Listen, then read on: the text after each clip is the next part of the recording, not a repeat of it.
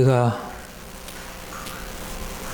주님을 섬기고 따라가는 것은 너무도 놀라운 축복으로 나아가는 길이죠.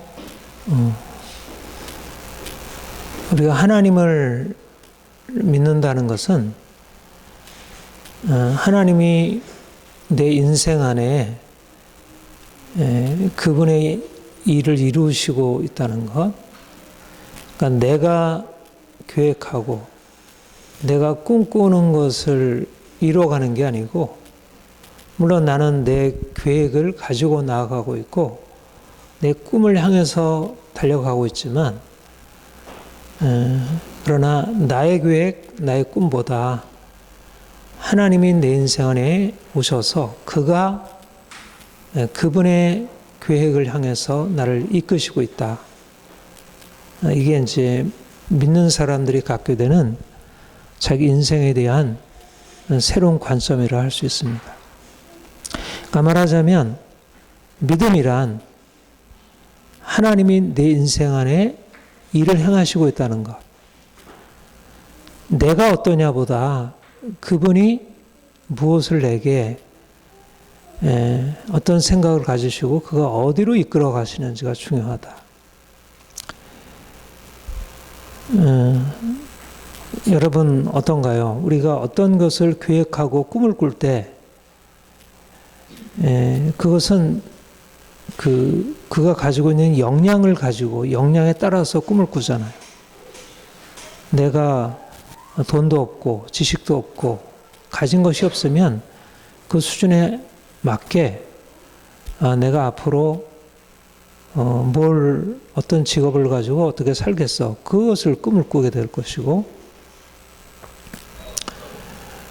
내가 가지고 있는 게 가정 배경도 있고 지식도 있고 여러 가지 능력이 있으면 내가 거기에 맞춰서 꿈을 꾸잖아요. 그러니까 말하자면 우리가 하나님 만나기 전에는 우리 인생에 가지고 있는 계획과 꿈은 내 수준에 맞추어 내가 이제까지 이렇게 자라왔고 내가 이걸 가지고 있으니까 내가 이걸 하면 내 인생이 풀리겠다 생각하고 거기에 맞춰서 하게 되죠. 근데 하나님을 우리가 만나게 돼서 우리가 생각하고 계획한 그런 인생이 아니라 하나님이 내 인생을 이끌어 가시고 주관하신다는 그것에 근거해서 내 인생을 바라보게 될 때 완전히 뒤바지게 되는 거예요. 말하자면 인생의 방향과 목적, 계획이 달라지는 것이죠. 그러니까 이게 있느냐 없느냐가 결국 믿음이냐 아니냐를 결정해 준다고 봐요. 아브라함을 하나님이 이제 찾아오셔서 그에게 자신의 영광을 나타내시면서 너는 너의 친척 본토의 집을 떠나 내가 지시할 땅으로 가라 말씀하시고, 내가 네게 복을 주어 내 이름을 창대케 하리니 너는 복이 될 것이라 이렇게 말씀하셔. 그러니까 아브라함이 이전에 가지고 있었던 그의 생각, 그의 계획, 그가 가지고 있는 가문, 그의 지방, 그의 나라, 그 안에서 생각하고 꿈꾸던 것과 다른 것을 그가 만나게 된 것이죠. 하나님이라는 분이 오셔서 그에게 내가 너에 대한 계획을 가지고 있다. 너는 내가 원하는 것을 향해서 나가라. 그래서 그 부르심으로부터 그 인생이 새로 시작을 했고, 그는 하나님이 그에게 말씀하시는 것을 따라 꿈을 꾸고 나아간 것입니다. 그것이 아브라함의 믿음이에요. 그러니까 믿음이라는 것은 하나님의 꿈을 쫓아 나아가는 것, 하나님의 계획을 따라 나가는 것, 그게 믿음이에요. 그러니까 내가 믿는다고 하면서도 하나님이 내 인생에 말씀하는 걸 듣지 못하고 내 인생을 향해서 이끌어 가시는 그 계획, 그 뜻을 깨닫지 못한다면 그 인생은 사실상 믿음이라 할 수 없어요. 오늘날 많은 사람들이 예수님을 믿고 있지만 하나님이 내게 말씀하시고 계획하시는 것을 듣지 못하고 거기를 향해서 자기의 발걸음을 띄워놓지 않는다면 그것을 믿음이라 할 수 없어요. 내 인생의 계획, 내 인생의 꿈이 그분에게 맞춰져 있는 그런 삶이 아니면서 내가 믿는다고 하는 것은 사실상 믿음이라 하기 어렵다.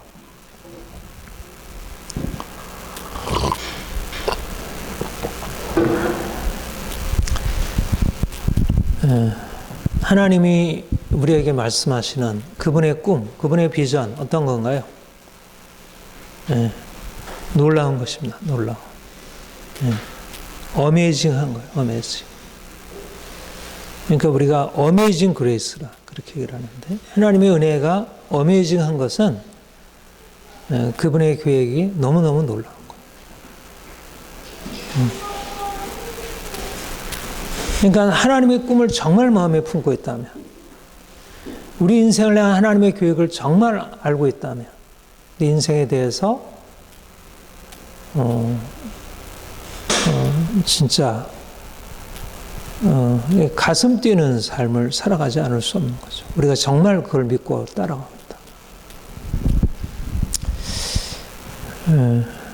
저와 여러분에게 이런 하나님의 계획, 하나님의 꿈이 이렇게 깨달아지고 정말 마음에 믿어지고 그래서 그리로 향해서 나가게 되는 그런 은혜가 확실하게 주어지길 바랍니다.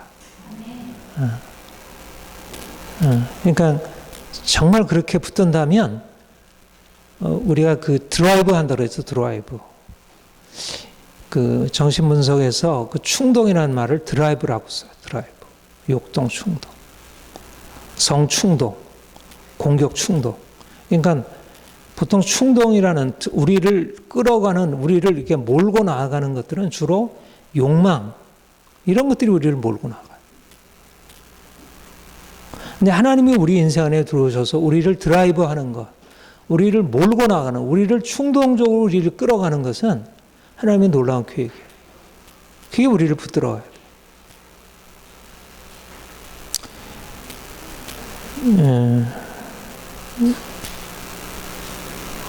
오늘날도 사실은 수많은 사람들이 뭔가를 이렇게 향해서 그러니까 드라이브를 걸고 있잖아요. 자기를 걸고 있어요. 어떤 사람은 돈을 향해서, 어떤 사람은 인생의 재미를 향해서, 어떤 사람은 인생의 사랑을 향해서, 행복을 향해서 드라이브 하고 있잖아요. 그리고 뭔가 몰고 갔어요. 근데 그 드라이브가 어디서부터 비롯된 건가? 자기 욕망, 또 주변 사람들이 하는 모습, 이게 자기 인생을 드라이브 하는 거예요.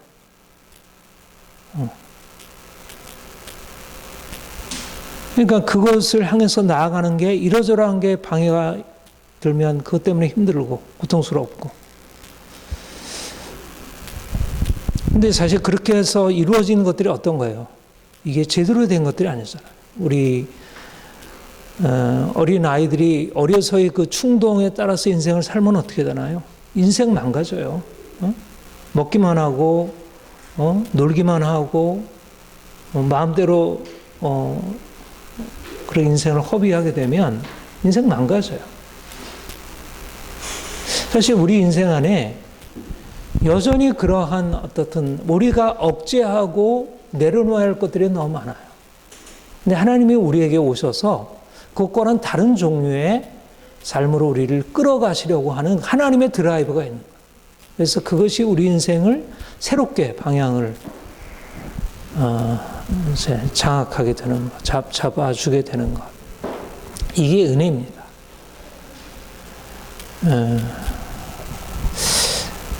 저는 그러니까 무엇이 차를까요? 그러니까 세상 사람들이 갖고 있는 인생에 대해서 막 몰고 가는, 막 나아가는 그 열정과 하나님이 우리 안에서 이끌어가시는 것이 차이가 뭘까요? 하나는 눈에 보이는 것이고 하나는 눈에 보이지 않는 것이에요. 여기에 차이가 있어요.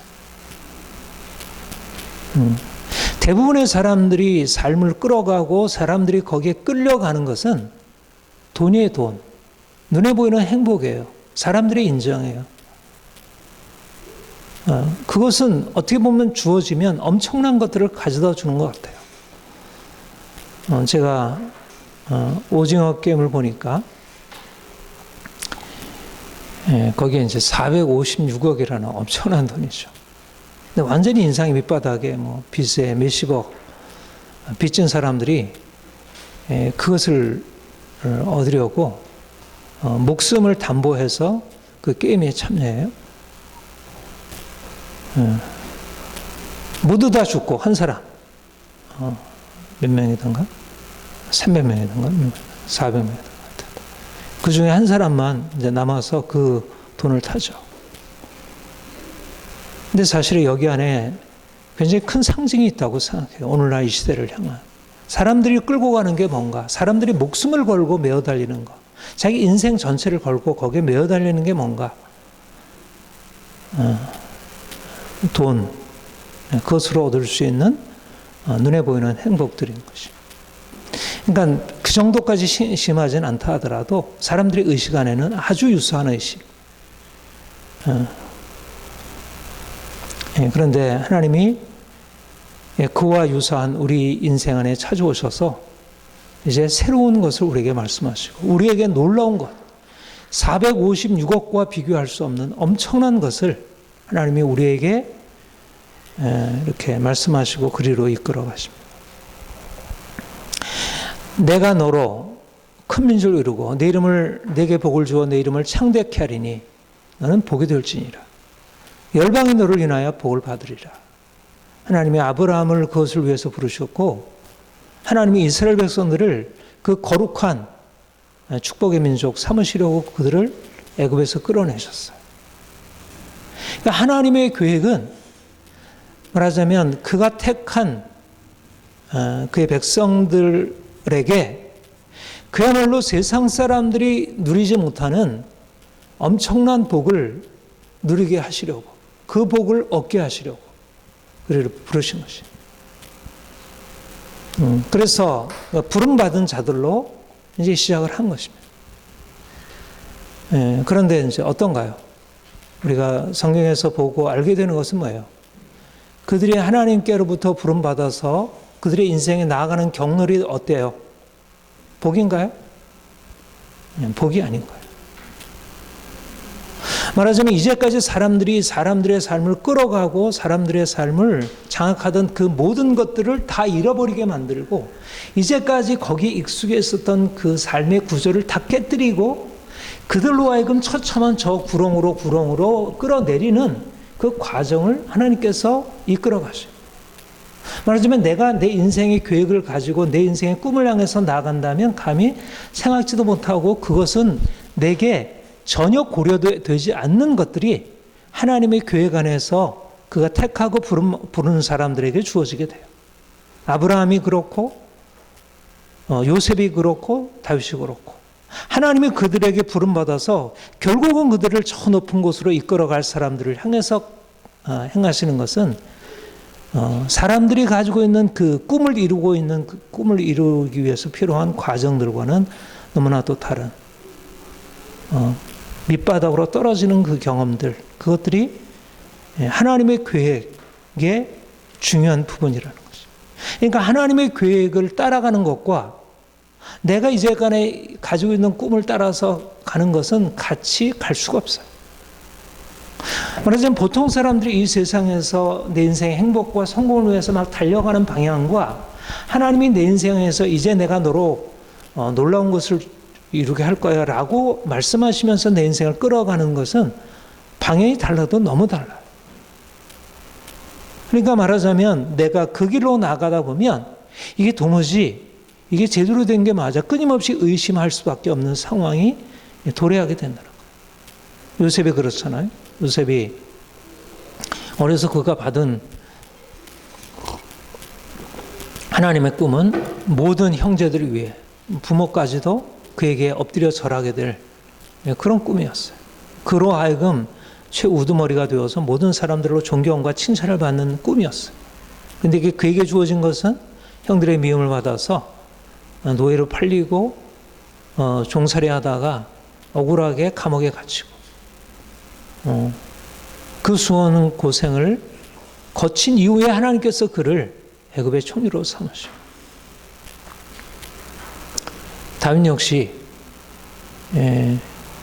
하나님께서 그로 하여금 골리앗을 쳐서 이제 모든 사람들로부터 칭송받게 되는 그런 영광으로 이끄는 줄 알았던데 그에게 주어진 것은 그 영광이 아니라 쫓겨다니면서 죽임을 당할 뻔한 위기의 상황이었어요. 그에게 전혀 하나님의 그를 높이 써서 더 높은 왕조에 앉히리라고 하는 것은 기대하기 어려운 것이었어요. 그런데 아브라함이나 요셉이나 다윗에게 있었던 게 뭘까요? 만약 그들이 이전에 가지고 있었던 다른 사람들이 가지고 있는 그런 것에 근거해서 하나님의 이끌어 가심을 평가했다면 그들은 어떻게 했어요? 실망하고 내려놓을 수밖에 없었을 거예요. 하지만 하나님이 말씀하신 것과 그 약속과 현실은 너무 다른 거예요.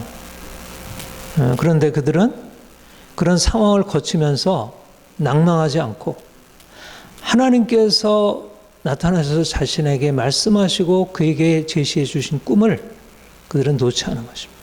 하나님은 반드시 그가 말씀하신 것을 이루리라. 내가 의를 행하면 하나님께서 반드시 갚아주시리라. 지금은 내가 이렇게 밑바닥에 떨어지는 것 같아도, 내가 억울하게 고생을 당하는 것 같아도 하나님이 나의 사정을 살피시고 반드시 나를 그분의 목적을 향하여 그분의 꿈을 향해서 이끌어 가시리라. 그렇게 붙들었던 것입니다. 이것이 바로 하나님의 정의에 대한 신뢰예요. 시편 37편에 보면 악에서 떠나 선을 행하라 그리하면 영원히 살리니 여호와께서 정의를 사랑하시고 그의 성도를 버리지 아니하십니다.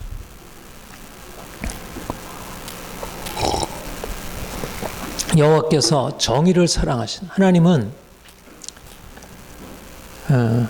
행한 대로 갚으시는 정의를 사랑하시는 분이에요. 하나님은 선을 행하는 사람들, 의를 행하는 사람들에 대해서 결코 그가 행한 것들을 잊지 아니하셔요. 세상에서는 우리 행한 것에 대해서 다 그대로 평가받지 못하지만 하나님은 결코 우리가 행한 것에 대해서 잊지 아니하시고 악을 행한 것에도 잊지 아니하시고 의를 행한 것에도 잊지 아니하시고 내가 억울하게 당한 것에 대해서 잊지 아니하시고 내가 다른 사람에게 억울하게 해를 입힌 것에 대해서도 잊지 아니하시고 현실과 하나님이 행하시는 건 달라요. 그러니까 하나님이 내 인생을 주관하신다는 것을 믿는 사람은 어떻게 살아가겠어요? 그가 하나님이 내 인생을 기뻐하실 그 길을 따라 행하지 않겠어요? 이게 바로 믿음의 길이에요. 하나님을 믿는다는 것은 그가 내 인생을 주관하신다는 것이고 그가 내 인생을 주관하신다는 것은 그분이 나를 복으로 이끌어 가신다는 것이고 그분이 나를 복으로 이끌어 가신다는 것은 내가 그분께 순종하여 복을 받는다는 것이고 그러므로 어떻게 살아야 하는가? 믿는 사람들의 합리성은 뭐냐면 하나님께 순종하여 의를 행하는 게 합리성이라는 거예요. 이 세상에서 내가 돈을 많이 벌어서 성공하려면 세상에서 말해주는 그런 합리적인 방법 길들이 있어요. 그런데 하나님에 있어서 지혜로운 것은 하나님이 정하신 길을 따라 행하는 것입니다. 우리가 오늘 본문은 잘하는 말씀이죠. 시편 13편 기자가 하나님에 대하여 심각한 회의에 빠졌던 사건이에요. 우리가 이 시편 73편은 너무너무 중요한 구절이에요. 너무너무 중요한 하나님과 하나님의 백성 사이에 하나님을 신실하게 섬기는 사람들이 반드시 거쳐야 할 길이고 이것을 반드시 붙들어야 인생이 결국 하나님께 합당한 자들로 서는 것입니다. 다 여기에 걸려 넘어지면 하나도 예의 없이 믿음의 길에서 탈락하게 돼요. 끝까지 경주해서 마라톤에 완주한 사람과 그렇지 않은 사람의 차이가 뭘까? 바로 이 73편이 있느냐입니다. 자기 인생 안에 73편을 거쳐서 이것을 통과했느냐?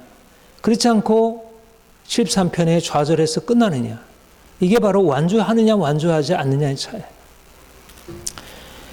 말하자면 단적으로 말하자면 하나님을 믿고 따라가는 길이 그렇게 복되지 않다는 거예요. 하나님이 믿는 자들과 함께 하셔서 복을 주시는 것은 너무나 당연한 하나님의 정의인데 그런데 현실에서 하나님의 정의가 이루어지지 않는다는 거예요. 의인인 나는 이렇게 고생하고, 의인인 나는 이렇게 고난당하고, 사람들이 나를 이렇게 비난하고, 나는 정말 아무것도 내 손에 주어지는 건 없고, 모든 것은 왜 이렇게 모든 것이 안 풀리나, 이런 삶이고, 하나님 없이 자기 멋대로 거짓말하고 미워하고 이기적이고 독선적이고 너무너무 이렇게 못된 저 인간은, 저 사람은, 저 친구는 저렇게 잘 되고 이럴 수 있는가? 정도의 차이지 이게 세상인 거예요. 옛날이나 지금이나 동서고금이나 할 것 없이 이게 세상인 거예요. 악인이 형통하고 의인이 고난당하는 것, 이게 세상인 거예요. 이게 현실인 거예요.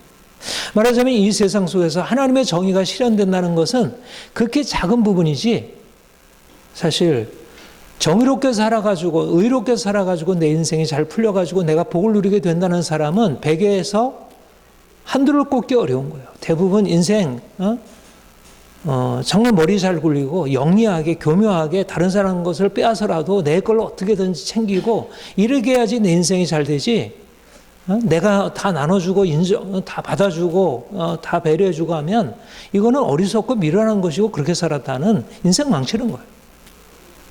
그게 세상 현실인데, 내가 그중에 다르게 살아가고 배웠다고, 하나님을 의지하고 하나님의 뜻대로 살겠다고, 순종하며 살겠다고, 거짓말 안 하고 다른 사람에게 내 것 나눠주고 손해를 봐도 내가 거기에 대해서 그렇게 크게 대항해서 싸우지 않고 그러면서 인생이 잘 풀리라고 기대하는 것은 너무나 어리석어 보이는 거죠. 우리가 지난주, 지지난주, 그 지난주 다윗의 삶에 대해서 살펴보았지만 사실 그런 인생이 얼마나 있겠어요. 그리스도인들 중에서도 천에 하나나 있을 거예요. 도무지 현실 속에서, 그래서 이제 뭐라고 얘기를 해요? 나는 거의 넘어질 뻔하였고 나의 걸음이 미끄러질 뻔했어. 이는 내가 악인의 형통을 보고 오만한 자를 질시했습니다. 거의 넘어질 뻔하고 걸음이 미끄러질 뻔하다. 하나님은 어디 계신가? 하나님이 도대체 내 인생 안에 함께 하시는가? 하나님의 능력이 있으신가? 하나님 나를 버리신 건가? 왜 하나님은 내게 간섭하지 않나? 왜 하나님 믿는다고 하는데 내 인생 아무것도 풀리는 게 없나? 이게 뭐 하루 이틀 되는 것도 아니고, 한 달, 두 달 되는 것도 아니고, 1년, 2년 되는 것도 아니고, 10년, 20년 되지만 왜 내 인생 안에 이렇게 뭔가 나아지는 게 없어? 하나님 믿는다는 게 뭐야? 말하자면 현실적인 증거를 가지고 보면, 보이는 것을 가지고 보면 믿음이라고 하는 것이 너무 무력해 보이고 무익해 보이고 헛돼 보이고 아무런 효과도 없는, 돈을 쫓아가고 행복을 쫓아가고 뭔가 이렇게 사람들을 쫓아가는 그 인생이 훨씬 나아 보이지, 하나님 없이 살아가면서 자기 멋대로 살면서도 그렇게 떵떵거리고 차 굴리고 좋은 집 사고 또 좋은 데 여행하고 맛있는 거 먹고 이게 훨씬 낫지, 뭐 그렇게 하나님 믿는다고 힘들게 구질구질해 살아. 사람들로부터 그렇게 당하고 그런 마음을 들으면 말씀을 들을 때 뭐 그래도 하나님 믿어야지, 그런 마음이 들지만 현실을 또 보면 또 낙심이 되고 그런 것입니다. 우리가 몸을 가지고 있고 현실 속에 살아야 되니까. 먹을 거 못 먹으면 너무 자신이 궁해 보이고, 그리고 나는 입고 싶은데 다른 사람들은 멋있게 입고 있는데 나는 그렇게 살고 있지 못하면 내 모습 초라하고 내 환경이 너무 이렇게 싫어 보이고, 다른 사람들은 막 칭찬받아가지고 막 그렇게 승승장구하는데 나는 아무렇게 사람들이 주목하는 사람도 없고 내 인생이 밑바닥에 가라져 있는 것 같으면 내 인생이 비참해 보이는 거죠. 그래서 그 마음이 심히 낙심하고, 그래서 마음에 심한 고통이 있었다 그랬어요. 그런데 어떻게 되었나요? 그가 새로운 아주 결정적인 변화를 겪게 됩니다. 그 생각이 근본적으로 바뀌어지는 새로운 경험 안으로 들어가요. 그게 성수에 들어가서 비로소 새로운 것을 경험한 거예요. 내가 성수에 들어가 보게 되니 주께서 참으로 그들을 미끄러운 곳에 두시며 파멸에 던지시니 그들이 어찌하여 그리 갑자기 황폐했는가? 놀랄 정도로 그들은 전멸하였나이다. 성소에 들어가서 그가 본 것이 정확하게 무엇인지는 알지 못하지만, 그러나 하나님께서 그에게 아주 분명하게 확실하게 저렇게 형통하고 승승장구하는 저 악인이 어떻게 되으실지를 아주 분명히 보신 것입니다. 그가 지금은 저렇게 굉장히 멋지고 굉장히 화려하고 모든 사람들로부터 칭송받는 인생을 살고 있는 것 같지만, 그러나 하나님이 그 인생을 어떻게 졸지에 황폐케 만드는지, 갑자기 불이 나서 온 집을 다 태우듯이, 갑자기 바람이 불어서 태풍이 불어서 그 집을 무너뜨리듯이 그 인생이 근본적으로 깨트려지고 황폐케 되는 일을 보게 된 것입니다. 현실 속에서 일어날 것 같지 않아 보이는 일들이 그 인생에 나타나게 되는 것을 눈에는 아직 안 보이지만 그 일이 반드시 일어날 것을 하나님께서 계시로 그에게 알리신 것이에요. 그 다음에 이렇게 말씀하시죠. 주여 사람이 깬 후에는 그 꿈을 무시한 같이 주께서 계신 후에 그들의 형상을 멸시하리라. 꿈에 엄청난 것을 이렇게 즐기고 기뻐하고 막 그렇게 했는데 깨고 나면 허무한 거잖아요. 악인의 형통은 사실 꿈에 불과하다는 거예요. 그들이 지금 살아있는 것 같고 그들이 대단한 것 같지만 그들이 그 모든 것들은 허망한 것에 불과하다. 그 사람들은 그것을 보지 못하고 꿈과 같은 것을 향하여 신기를 향해서 쫓아가고 있는 거죠. 돈을 쫓아가고 인생의 행복을 쫓아가고 사람들이 자기를 인정해 주는 것을 쫓아가고 기뻐하고 자랑하고, 사람들은 그것을 부러워해서 쫓아가고, 마치 오징어 게임에 사람들이 450억 원 준다고 그렇게 달려들어가서 그야말로 불나방이 불에 달려들듯이 그러면서 죽어가듯이. 네.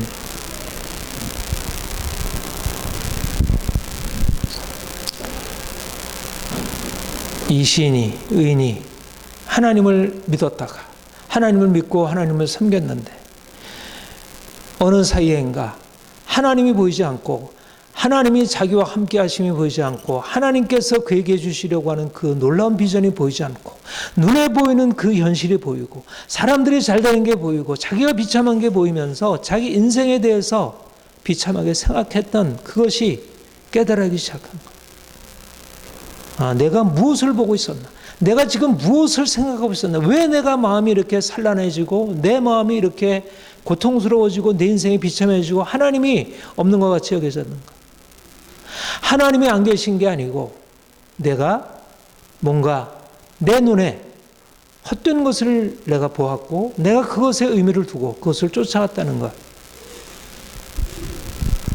그래서 비로소 하나님의 계시 안으로 들어갈 때 비로소 자기 인생이 자기가 가지고 있었던 그의 고통과 그의 아픔과 그의 회의와 이 모든 것들이 얼마나 허망한 것이었는지, 허망한 것에 의해서 움직이고 허망한 것에 의해서 좌우되었던 그것 때문에 눌려 있었던 자신이 얼마나 어리석었는지가 드러나게 된 것이에요. 내 마음이 산란하여 내 양심이 찔려나요. 내가 이같이 우매무지함으로 주 앞에 짐승이오나. 자기가 가지고 있는 하나님이 주신 복, 하나님이 나의 아버지 되시고 그가 나의 전부이시고 그가 나를 위해서 놀라운 복을 나에게 주실 것을 내가 놓쳐버리고 옆에 있는 다른 사람들이 당장 눈앞에 잘돼 보이는 것에 의해서 내 마음이 흔들리고 좌절하고 그래서 스스로에 대해서 작게 여기게 된 게 얼마나 어리석은 것인지. 비로소 그는 자기가 비참한 존재가 아니라는 사실, 자기가 그렇게 다른 사람에 비해서 부족한 존재가 아니라는 사실, 오히려 그것과 비교할 수 없는 복이 자기에게 주어져 있습니다. 그는 하나님의 그 크심과 하나님의 능력과 하나님이 우리 인생을 주관하신다는 사실을 알고 다시 하나님을 바라보게 됐어요. 하나님이 있구나. 하나님 안에 내가 있는 것이구나. 그가 내 인생을 주관하시고 그가 내 인생을 다스리시는데 내가 왜 내 인생에 대해서 비참하게 할 것인가. 하늘에서는 주 외에 누가 내게 있으리요 땅에서는 주밖에 내게 사모할 자가 없나이다. 내 육체와 마음이 쇠잔하나 하나님은 내 마음의 반석이시요 영원한 분기이시니이다. 하나님이 나의 기업입니다. 내 육체와 마음은 쇠잔하고 나는 약하지만 그러나 하나님은 나의 영원한 분이십니다. 쇠잔한 나를 주께서 일으켜 세우실 것이고 병든 나를 고치실 것이고 가난한 나를 주께서 부욕해 하실 것입니다. 하늘에서 주밖에 내가 누가 있으며 땅에서 주밖에 내게 사모할 자가 누가 있습니까? 하나님을 가까이 함이 내게 복입니다. 그가 다시 놓쳤던 하나님을 붙들게 되고 하나님 안에 있는 자신을 보게 된 것입니다. 하나님 안에서 자신이 얼마나 부유한 자인지, 하나님 안에서 자기가 얼마나 복된 자인지, 저렇게 형통하게 잘 나가는 악인과 비교해서 하나님이 자신에게 얼마나 놀라운 것을 주셨는지. 오늘 제목이 종말론적 관점으로 살라입니다. 무슨 말입니까? 우리가 사는 현실과 하나님이 우리에게 주실 복은 차이가 나도 너무나 다르다는 것이에요. 우리는 광야인 것 같지만 하나님이 우리에게 주실 것은 적과 꿀이 흐르는 아름다운 가나안 땅이에요. 우리가 광야에 살면서 내 인생을 비참하게 본다면 하나님께서 우리에게 행하시고자 하는 그 종말의 축복을 우리가 놓치는 것입니다. 우리의 삶은 현재 누리는 그 무엇이 아니라 하나님이 우리에게 주신 약속에 달려있어요. 그가 우리에게 주실 그 놀라운 축복은 지금 여기 당장에 주어지는 게 아니고 지금 당장은 여러 가지 광야의 고난을 거쳐서 깨어지고 낮아지고 그 과정 속에서 다듬어지고 우리 안에 있는 세상 욕망, 욕심, 우리 안에 있는 잘못된 모든 것이 비워지는, 그래서 하나님께 합당한 사람, 순종의 사람으로 우리를 하나님께서 세워가시는 것이에요. 우리의 인생의 고난은 하나님이 주실 약속과 배치되는 게 아니라 그 인생의 고난을 거쳐야 비로소 그 영광으로 하나님이 이끌어 가실 것 때문에 하나님의 그 영광을 이끌어 가시기 위해서 우리에게 이러한 상황들을 허락하셔요. 현재 고난은 장차 나타날 영광과 좋게 비교할 수 없도다. 우리는 현재를 살아가지만 다른 사람과 다르게 하나님의 심판 앞에서 살아가는 사람들입니다. 인생의 의미는 지금 우리가 여기에서 만나고 경험하는 그 모든 일들이 아니라 장차 하나님이 나를 판단하실 그때 내가 그분 앞에 어떤 모습으로 비춰질까 합니다. 우리도 여기 73편의 시인과 같이 현실 앞에서 낙심하고 두려워하고 때때로 원망하고 불평했습니다. 그런데 이제 우리의 관점을 하나님께 두고 하나님이 우리에게 주실 그런 복에 두는 것입니다. 하나님 편에서 보면 현재의 고난은 부끄러운 게 아니에요. 우리가 당하고 있는 연약함들은 그렇게 부끄러운 게 아니에요. 하나님이 우리를 아신다면, 하나님이 우리를 인정하시기만 한다면 사람들이 우리를 어떻게 보든지 내가 현실적으로 어떻게 보든지 하는 것은 그렇게 심각한 문제가 아니에요. 하나님이 반드시 우리에게 그분의 복을 주실 것입니다. 하나님을 가까이 하는 사람들은 반드시 복을 받아 누리게 될 것입니다. 주님 앞에 가서 그럴 것이고 이 땅에 사는 동안도 하나님이 우리에게 합당한 복을 허락하실 것입니다. 중요한 것은 뭐냐면 이 시인과 같이 눈이 열리는 거예요. 하나님의 성소에 들어가서 우리의 눈이 열려 그분이 내게 행하실 일들을 봐야 돼요. 그분이 세상에 내서 행하실 일들을 봐야 돼요. 사람들이 잘 나가는 게 아니고 내가 못 나가는 게 아니라는 사실을 발견해야 돼요. 하나님 안에서 자신을 인식하지 못하는 사람은 아무리 이러저러한 것을 다 아는 것 같아도 가장 중요한 것을 놓친 사람이에요. 하나님을 알아야 자기를 알 수 있고 하나님을 알아야 인생의 미래를 바로 행할 수가 있어요. 우리가 하나님이 예비해 놓으신 놀라운 복을 기대하며 기쁨으로 우리에게 주어진 매일매일의 삶을 성실하게 살아갈 수 있기를 원합니다. 기도하겠습니다.